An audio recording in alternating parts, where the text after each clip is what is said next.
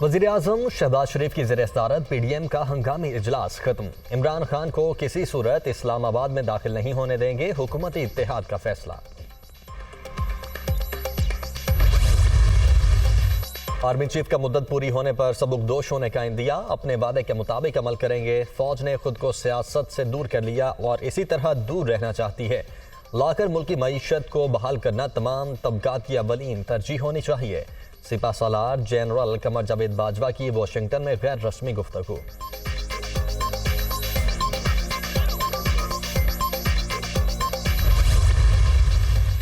और army chief कोई भी आए फर्क नहीं पड़ता, तकर्रुरी मेरिट पर होनी चाहिए।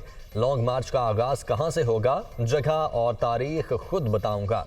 इमरान खान की लाहौर में सीनियर सहाफियों से मुलाकात में गुफ्तगू।